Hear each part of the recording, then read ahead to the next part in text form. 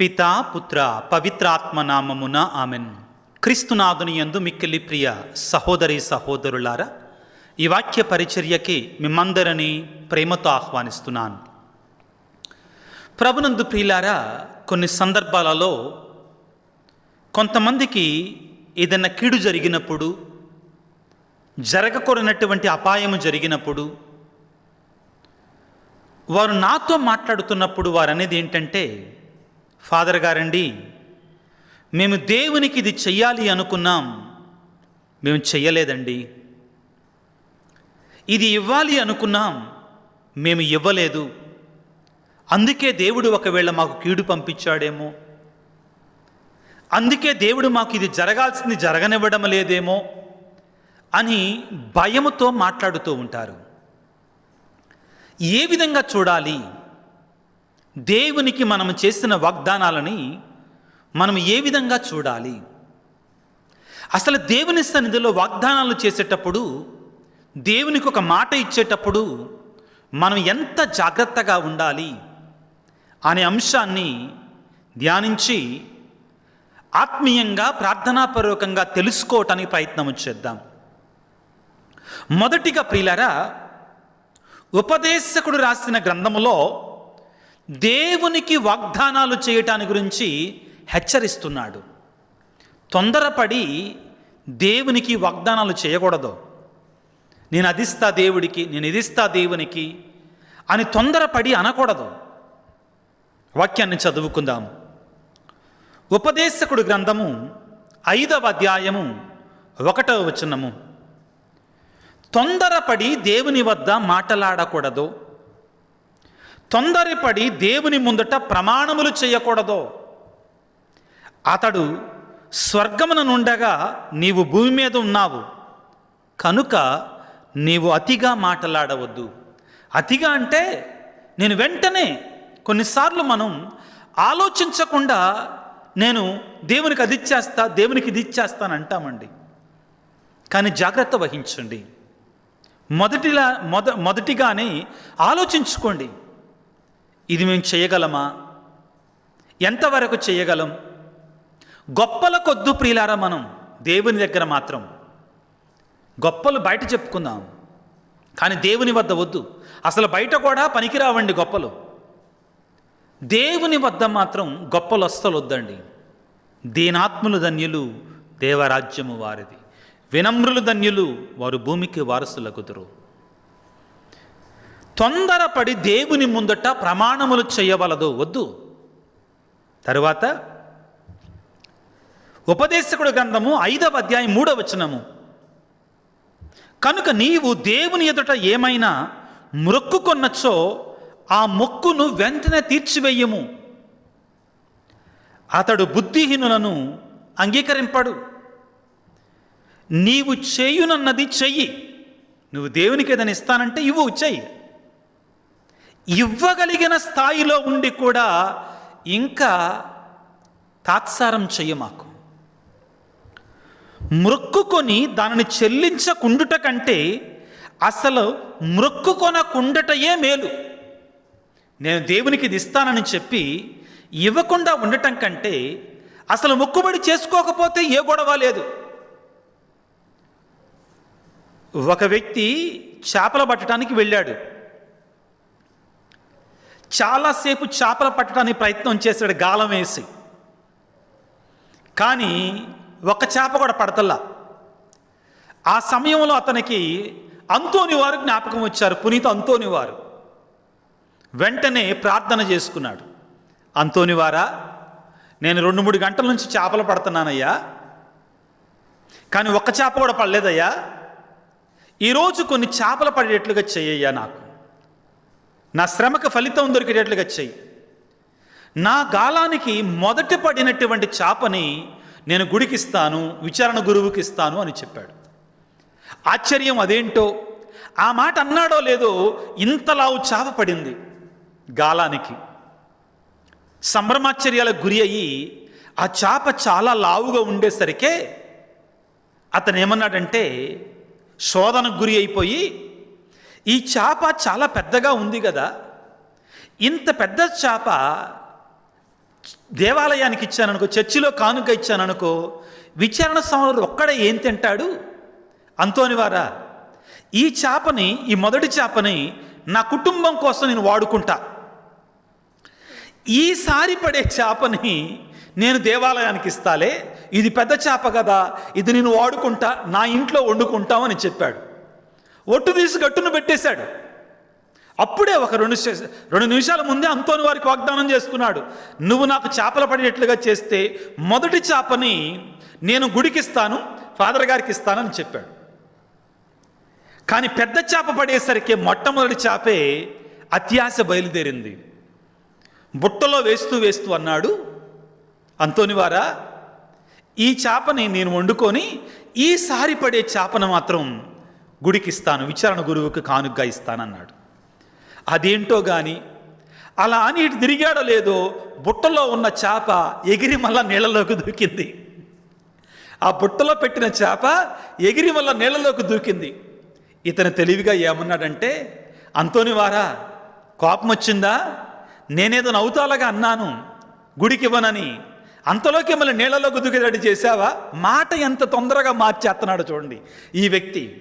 ప్రియులారా, ఈ సన్నివేశాన్ని ఇది ఒక ఉపమానం అండి.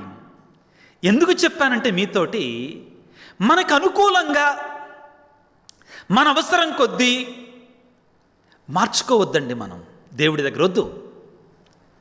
ఏమంటాడంటే ఉపదేశకుడు, దేవునికి మాట ఇచ్చి ఆ మాట నెరవేర్చకుండా ఉండటం కంటే అసలు దేవుని సన్నిధిలో మాట ఇవ్వకుండా ఉంటే పోద్ది కదా. మాట ఇస్తేనే కట్టుబడి ఉండాల్సింది. అసలు మాటే ఇవ్వకపోతే సమస్య లేదు కదా.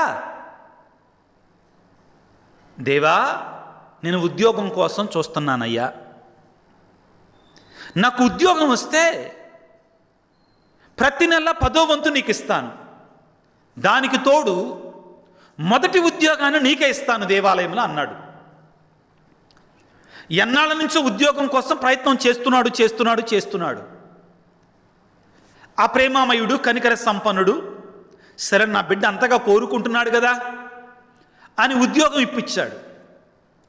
వెంటనే 15,000 రూపాయలు ప్రారంభమై 1 సంవత్సరం అయిన తర్వాత 30,000 అన్నారు. 15,000 చేతికి వచ్చిన తర్వాత దేవునికి చేసిన వాగ్దానాన్ని కన్వీనియంట్గా, చాలా చులక సూత్రంగా మరిచిపోయి కొత్త బట్టలు కొనుక్కున్నాడు, ఫ్రెండ్స్ని పిలిచి పార్టీ ఇచ్చాడు, జల్సాలు చేశాడు. అది అయిపోయింది. అయ్యా, నేను అన్నాళ్ళ నుంచో మరి ఉద్యోగం కోసం ఎదురు చూస్తున్నాను, ఉద్యోగం వస్తే ప్రతి నెల 10వ వంతు ఇస్తానయ్యా అని చెప్పాడు. అది చేయట్లా. ప్రియులారా, ఇటువంటి వాగ్దానాల వల్ల ప్రయోజనం లేదు. ఉపదేశకుడు ఏమంటున్నాడంటే, దేవుడు పైన ఆకాశంలో ఉన్నాడు, అన్నీ చూస్తాడు ఆయన. నువ్వు కింద భూమి మీద ఉన్నావు. ఆయన ముందు నువ్వు చేసే ప్రతి మాటని కూడా చాలా జాగ్రత్తగా చెయ్యి. ఇదే విషయాన్ని ప్రియులారా, ద్వితీయోపదేశ కాండములో మోషే ప్రవక్త కూడా చెప్తాడు. ఏమంటాడంటే, ద్వితీయోపదేశ కాండము 23వ అధ్యాయము 21వ వచనము, మీరు దేవునికి ఏదైనా సమర్పించునని మొక్కుకొన్నచో ఆ బాధ్యతను వెంటనే తీర్చివేయము. ప్రభువు మీరు ఆ సొమ్మును చెల్లింపవలనని కోరుకొనును. నువ్వు మాటిచ్చావు కదా, నువ్వే మాటిచ్చావు కదా, నువ్వు చెల్లించాలని కోరుకుంటాడు దేవుడు. కనుక మొక్కుబడి తీర్పకుండుట పాపము. దేవునికి మాటిచ్చి అది తీర్చకపోతే పాపం అవుతుంది. ఎందుకని? నీ అంతటి నువ్వే చెప్పావు కాబట్టి, దేవుడికి నేను ఇది చేస్తానని చెప్పావు కాబట్టి, అది తీర్చకపోతే నీ అంతటి నువ్వే నీ మీద పాపాన్ని కొని తెచ్చుకుంటున్నావు కదా. అసలు మొక్కుబడి చేసుకొనొచ్చో దోషమేమీ లేదు. నువ్వు మొక్కుబడి చేసుకోకపోతే దోషమేమీ లేదు, ప్రాబ్లం లేదు. జాగ్రత్తగా అర్థం చేసుకున్నాడు నేను చెప్పే మాటలని, దేవుని యొక్క వాక్యాన్ని. మొక్కుబడి చెయ్యండి అని నేను అంటల్లా, నో. కానీ ఒక్కసారి మొక్కుబడి చేస్తే దేవుని సన్నిధిలో దాన్ని నెరవేర్చడానికి ప్రయత్నం చేయాలి. ఒట్టు తీసి కట్టును పెట్టొద్దు. మొక్కుబడి చేసుకోమని చెప్పట్లా, కానీ చేసుకున్నావనుకో దేవుడు నాకు మేలు చేస్తాడు, దేవుడు నన్ను ఆశీర్వదిస్తాడు, ఆశీర్వదిస్తే ఇది చేస్తాను అది చేస్తానని చెప్పావనుకో దాన్ని నెరవేర్చు. మాట మీద నిలబడు దేవుడి దగ్గర. పొరుగువానికి మాట ఇచ్చి మాట మీరావనుకో చూసి చూడనట్టుగా. కానీ ఆయన పైన ఆకాశంలో ఉన్నాడే, మనకి సమస్తాన్ని ఇచ్చేటువంటి ఆయనే కదా. కాబట్టి మోషే ప్రవక్త ఆనాడే ప్రియులారా ప్రజలకి ఏమన్నాడంటే, మొక్కుబడులను చేసుకొనకపోతే దోషమేమీ లేదు, కానీ నోటితో పలికిన మాటను చెల్లించుకొనవలయును కదా. కాబట్టి నీవు బుద్ధిపూర్వకముగా ప్రభువునికి ఇస్తానన్న దాన్ని తప్పక ఇవ్వాలి, అంతే. You have to give it to God. దేవునికి ఇస్తానంటే మాత్రం ఇవ్వాలి. అవును ప్రియులారా, మనందరం కూడా దేవుడు మనకి సమృద్ధిగా ఇస్తున్నాడు కాబట్టి మనము కూడా ఆయన పరిచర్యలో మనకు తోచింది మనం చెయ్యాలి. ఇది మన బాధ్యత. సంతోషముగా దానమనొచ్చు అని దేవుడు ప్రేమిస్తాడు, దీవిస్తాడు. కొరింథీ పత్రికలో పౌలు గారు పలుకుతారు, పిల్లారా, సంతోషంగా దేవునికి ఇవ్వాలి. అబ్బా అనవసరంగా దేవునికి మాట ఇచ్చానే, ఈ మాట ఇవ్వకుండా ఉంటే బాగుండేదే, వద్దండి. మనకి ఇవ్వకుండా ఉండాల్సింది, కానీ ఇచ్చిన తర్వాత నో. ఇది మనం స్పష్టంగా తెలుసుకోవాలి. కానీ ప్రియులారా, మన బాధ్యతలు కొన్ని ఉంటాయండి దేవుని బిడ్డలాగా. మన బాధ్యతలు కొన్ని ఉంటాయి దేవుని బిడ్డలాగా. దేవుని విషయమై, సంఘము విషయమై, పరిచర్య విషయమై మనం చేయాల్సినవి కొన్ని ఉంటాయి. నేను ప్రతిసారి దేవుని దగ్గరికి వెళ్ళి ఆత్మీయమైన మేలులు పొంది దేవుని యొక్క వాక్యాన్ని మరలా వింటూనే ఉండి ఆ పరిచర్యలో మనం కొంచెం కూడా సాయం చేయకుండా చీమ కుట్టినట్టుగా కూడా మనకు లేకపోతే ప్రయోజనం లేదండి. ఏమనుకోకండి, ఈ ఉదాహరణ చెప్తున్నానండి మీకు. ఏంటంటే, ఒక సినిమాకి వెళితే డబ్బులు కడతాం, ఒక కూరగాయలు తీసుకుంటే డబ్బులు కడతాం, ఏదైనా తీసుకుంటే మనం దాని డబ్బులు కడతాం, ఒక వినోద కార్యక్రమానికి వెళితే డబ్బులు కడతాం, చివరికి యూట్యూబ్లో లేకపోతే ఇంటర్నెట్ వాడుకుంటే దానికి కూడా డబ్బులు కడతాం. కానీ పరిచర్య విషయంలో మాత్రం మనం ఏంటో కానీ ఆ శ్రద్ధ మనకు కనబడదండి. కొన్నిసార్లు పనికి మాలినటువంటి వాటికి మనం వేలు వందలు పెడతాం, కానీ దేవుని యొక్క సేవ మనకు దీవనకరముగా ఆశీర్వాదకరంగా ఉంటుంది చూడండి, దానికి ఇవ్వాలంటే మాత్రం మనకు మనసు ఒప్పదండి. ఎంత బాధాకరమైన విషయం ప్రియులారా. దేవుడు ఏమంటాడంటే, తనకిచ్చు వారిని దేవుడు 7 అంతలు అధికముగా ఇస్తాడంటున్నాడు. వాక్యాన్ని చదువుకున్న పిల్లారా, సిరాకు పుత్రుడు అంటే యేసు రాసిన జ్ఞానగ్రంథము 35వ అధ్యాయము, సిరాకు పుత్రుడైన యేసు రాసిన జ్ఞానగ్రంథము 35వ అధ్యాయము 4వ వచనము నుండి, వట్టి చేతులతో దేవుని సన్నిధికి రావలదో. 8వ వచనములో, ప్రభువునకు ఉదారముగా కానుకలు ఇమ్ము, నీ తొలి ఫలములు అర్పించుటలో పిసినారివి కావలదో. దేవుడి దగ్గరికి వచ్చేటప్పుడు పిసినారు వాళ్ళలాగా ఉండొద్దు. నేను ఎప్పుడు ఈ మాట చెప్తా, అర్థం చేసుకుంటారని ప్రియులారా. ఆదివారమే మన పిల్లోడికి 10 రూపాయల నోటిచ్చి కొట్టుకెళ్ళి రారా, చిల్లర తీసుకురారా అంటాం. బాధాకరమైన విషయం. దేవుణ్ణి మనం మరీ అంత చీప్గా చేయొద్దండి. ఈ వాక్యం వింటున్నటువంటి వారు కొంతమందికి నేను సహజంగా ఈ సబ్జెక్టు మీద వాక్యాన్ని చెప్పనండి, చాలా చోట్ల చూడండి మీరు, కానీ ఇది అవసరం. నాకు దేవుడి దీవెనలు కావాలి అంటే ఆయన సేవలో కూడా మనం ముందుండాలి కదా. ఎప్పుడు మనం ఇలాగేనా? మరి ఇలాగ ఎప్పుడు మనం ఇచ్చేటట్లుగా ఎప్పుడు ఉంటాం?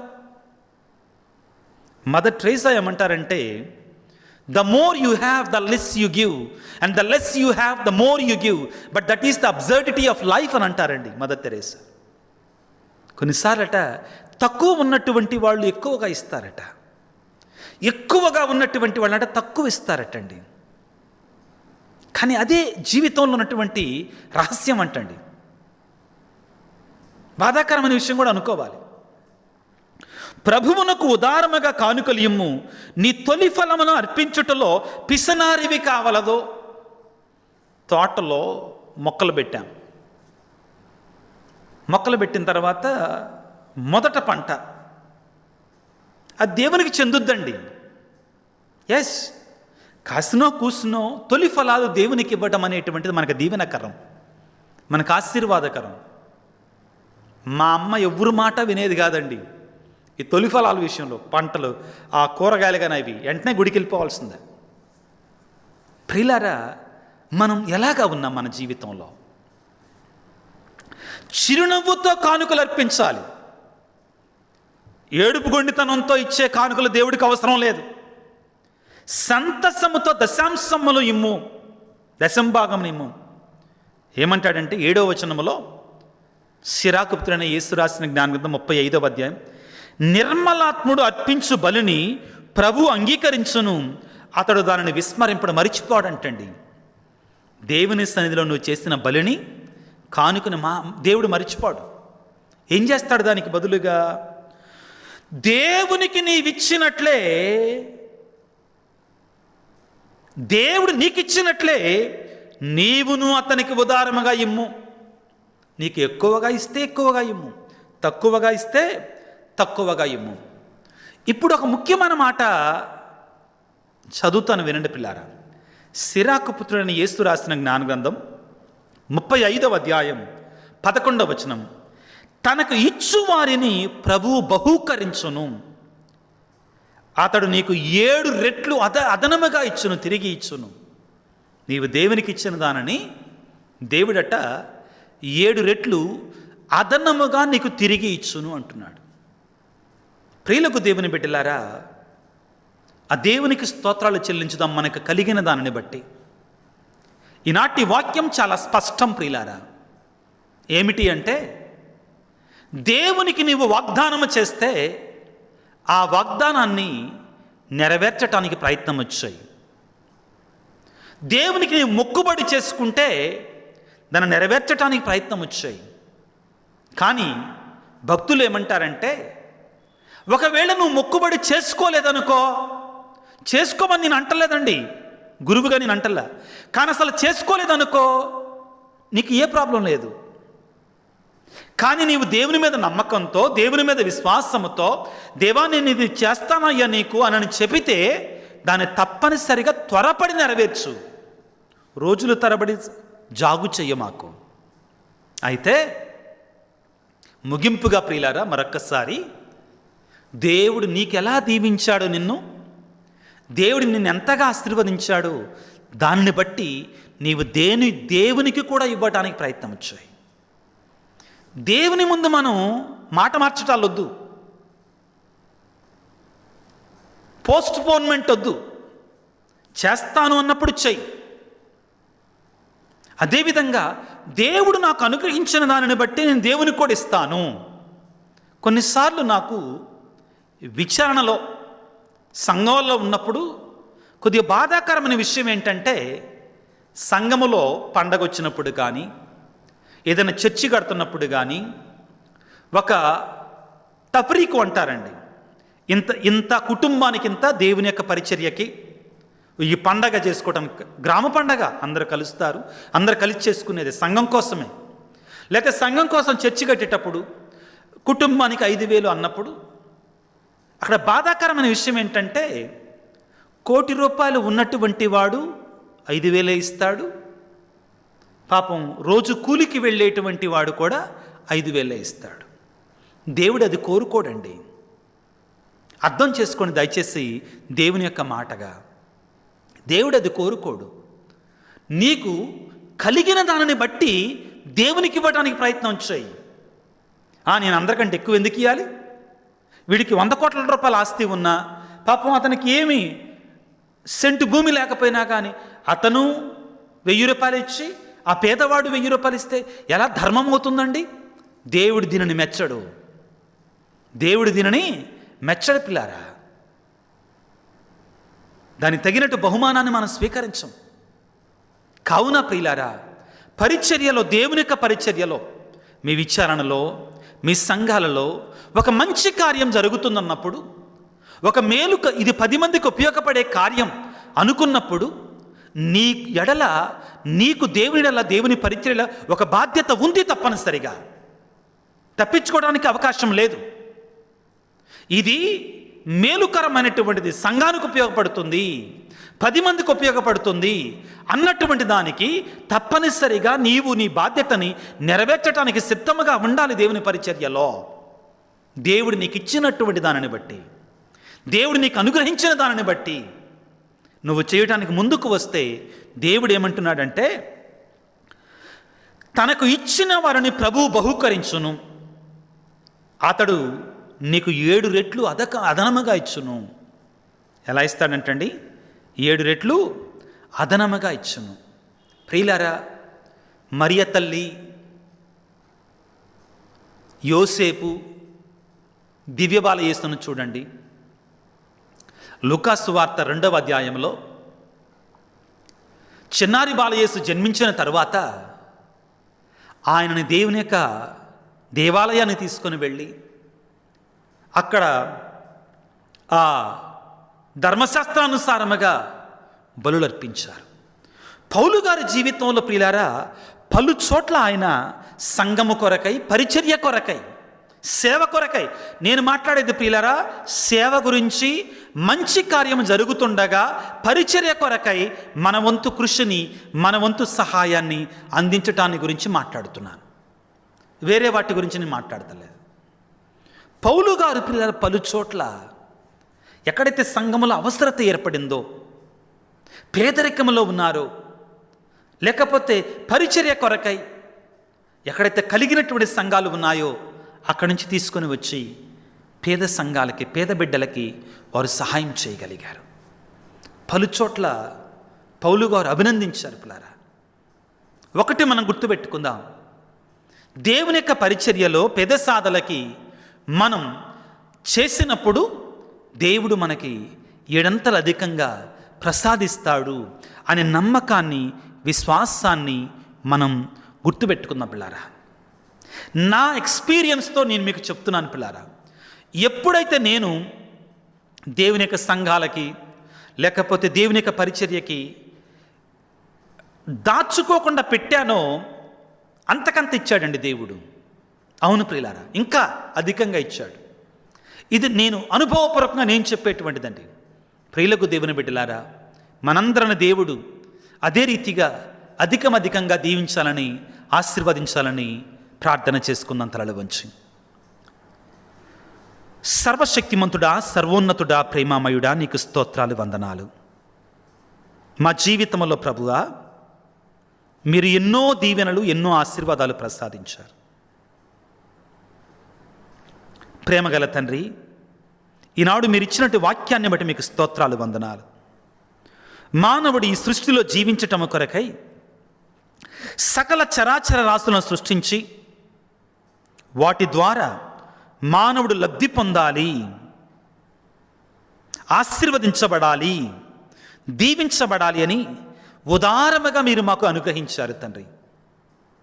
సంతోషముగా మీరు మాకున్నవన్నీ కూడా మీరే మాకు ఇచ్చారు. కానీ నీ ఎడల మాకున్న ప్రేమను చూపించటానికి మేము కూడా నీ పరిచర్యలో మా వంతు సహాయాన్ని అందించాలని నువ్వు కోరుతుంటావు.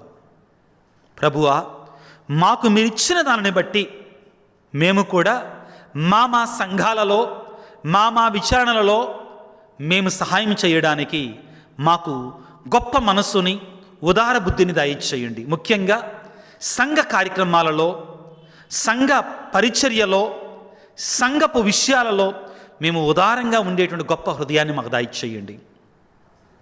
నీ వాక్యములు మాకు సెలవిస్తున్నావు. నీ పరిచర్యకు ఇచ్చేటువంటి వారిని నీవు 7 అధికముగా ఆశీర్వదిస్తాను, దీవిస్తానని పలికావు. మీకు స్తోత్రాలు, వందనాలు తండ్రి. మీరు మమ్మల్ని హెచ్చరిస్తున్నారు ప్రభు, నీ యొక్క వాక్యము ద్వారా. వీలుంటే దేవుని ముందు ప్రమాణాలు చెయ్యొద్దు, మొక్కుబడులు చెయ్యొద్దు, ఇవ్వాలి అనుకుంటే మాత్రం ఇవ్వడానికి ప్రయత్నం చేయని చెప్తున్నాడు. తండ్రి, మాకు నేర్పించండి నాయన. మేము నీకు వాగ్దానం చేస్తున్న వాటిని వెంటనే నెరవేర్చి నీ నుండి దీవెనలు ఆశీర్వాదాలు పొందుకునేలాగా మమ్మల్ని ఆశీర్వదించండి. ఈనాడు ప్రత్యేకమైన రీతిలో ప్రభువా ఈ వాక్య పరిచర్యలో పాల్గొన్నటువంటి నీ బిడ్డలందరిని దీవించండి, ఆశీర్వదించండి. ప్రత్యేకమైన రీతిలో ప్రభువా అనారోగ్యంతో బాధపడుతున్న బిడ్డల కొరకే ప్రార్థిస్తున్నాను తండ్రి. ముఖ్యంగా దీర్ఘకాలపు వ్యాధులతో మొండి జబ్బులతో ఉన్నటువంటి వారిపై కనికరాన్ని చూపించండి తండ్రి. నీ గాయపడిన హస్తములతో ఆ బిడ్డలను ప్రభు ఈ క్షణంలో తాకండి ప్రభువా, స్వస్థపరచండి. నీ పరిశుద్ధ రక్తాన్ని ఆ బిడ్డలపై ప్రోక్షించండి నాయన. ఎంతోమంది ప్రభువా ఈ మధ్య కాలంలో గర్భఫలము లేదు అని ఎవరైతే అడిగారో వారిని దీవించండి తండ్రి. వారి కోరికను మన్నించండి నాయన. గర్భఫలాన్ని అనుగ్రహించండి తండ్రి. కుటుంబాలలో శాంతి సమాధానమైనటువంటి వారికి భార్యాభర్తలు, పిల్లలు, తల్లిదండ్రులు, అన్నదమ్ములు, అక్కచెల్లెల మధ్యలో సఖ్యతను ఏర్పాటు చేయండి. శాంతిని, సమాధానాన్ని దయచేయండి ప్రభువా. విడిపోతున్న కుటుంబాలను కలపండి నాయన. ప్రత్యేకమైన రీతిలో ప్రభువా ఆర్థిక ఇబ్బందులలో కూరుకొని పోయినటువంటి వారికి విడుదల దయచేయండి. ఉద్యోగము కొరకై, చదువుల నిమిత్తమై, దూర ప్రయాణాల విషయమై, వీసా విషయంలో ఎంతోమంది ప్రార్థన చేయమని అడుగుతున్నారు. దూర ప్రయాణం, దూరదేశ ప్రయాణం కొరకై వారందరి కొరకై ప్రార్థన చేస్తున్నాను ప్రభువా. ఈరోజు ప్రత్యేకమైన రీతిలో ప్రభువా కొంతమంది బిడ్డలు ఇదిగో కువైట్ నుండి, అమెరికా నుండి మెసేజ్ల ద్వారా ఫాదర్ గారని మేము పలానా చోటు ఉంటున్నాం, సమస్యల్లో ఉంటున్నాం, శాంతి లేదని మెసేజ్లు పెడుతున్నారు ప్రభువా. వారి కొరకే ప్రత్యేకంగా ప్రార్థిస్తున్నాను తండ్రి. కుటుంబాన్ని విడిచిపెట్టి, బంధుత్వాన్ని విడిచిపెట్టి బ్రతుకు తెరువు కొరకై ఎవరైతే దూర ప్రాంతమున వెళుతున్నారో వారిని ప్రత్యేకంగా నీ కాపుదలను వారికి దయచేయమని, నీ కృపను వారికి అందించమని, మా కొరకు ప్రార్థించండి స్వామి అని ఎవరైతే యూట్యూబుల్లో మెసేజ్లు ఉంచుతున్నారో, వీడియో కింద మెసేజ్ ఉంచుతున్నారో వారందరినీ ఆశీర్వదించమని మా ప్రభు అయిన క్రీస్తు ద్వారా వేడుకొనుచున్నాము తండ్రి, ఆమెన్. ప్రభువు మీతో ఉందురుగాక, మీ ఆత్మతో ఉందురుగాక. సర్వశక్తి గల సర్వేశ్వరుడు పిత, పుత్ర, పవిత్రాత్మ మిమ్ము మీ కుటుంబాలను చల్లగా దీవించి ఆశీర్వదించి కాపాడుదురుగాక. God bless you. దేవుడు మిమ్ము దీవించుగాక. ఆమెన్.